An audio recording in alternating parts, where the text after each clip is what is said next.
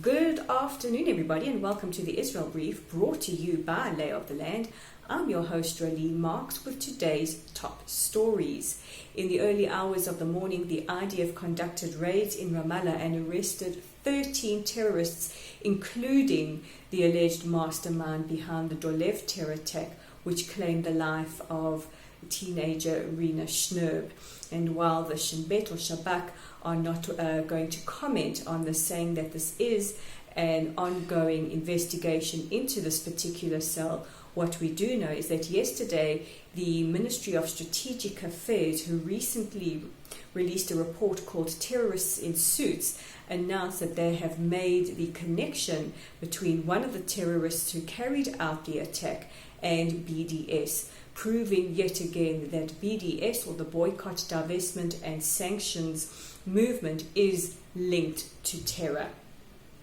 And I know we're all watching to see what is going on with Israel's government. Have we moved any closer? Well, while the 22nd Knesset was sworn in earlier today and we don't still have a formal government, we do have some developments. Netanyahu met with Lieberman. Lieberman's the leader of Yisrael Beitenu. He is known as the Kingmaker. They met earlier today to try and move past the impasse that is holding up the formation of a unity government. Lieberman put forward his proposals to Prime Minister Netanyahu. We don't know what those are or what happened in the meeting, but we do know that talks were inconclusive.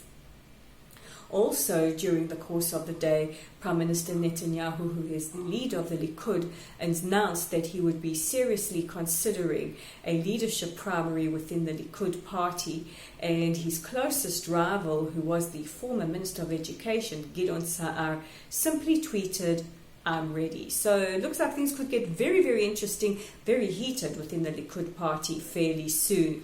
And coming from the Kachol V'Levan camp, who have yet to receive Avigdor Lieberman's list of ultimatums or his proposal how to move forward.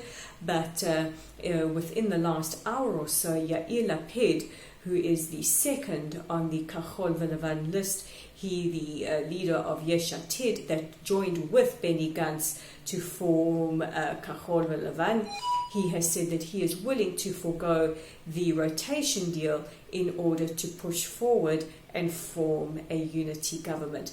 So it looks like maybe we're taking one step further, two steps back, who knows, but hopefully this will all be sorted out soon, and hopefully it will be sorted out before Yom Kippur next week.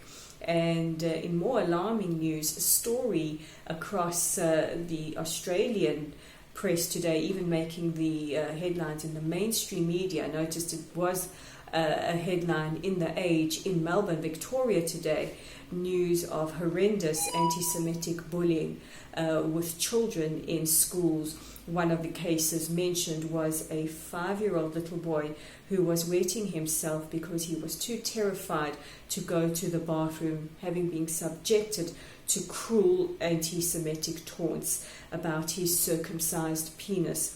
Another victim of anti-Semitic bullying, a 12-year-old boy who was forced to kiss the feet of a Muslim student in his school and also subjected to anti-Semitic taunts.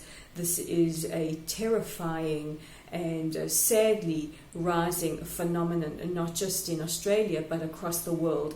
And our hope is that authorities around the world, wherever they may be, will be doing their utmost to stamp out anti-Semitism. You know, we hear a lot about cyberbullying, a lot about bullying.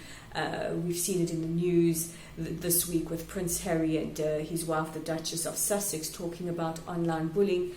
But the anti-Semitic slurs and bullying of young children is something that has to be dealt with, and dealt with in the harshest possible terms. Now, we are now at the weekend, and if you're looking for reading material, look no further than Lay of the Land.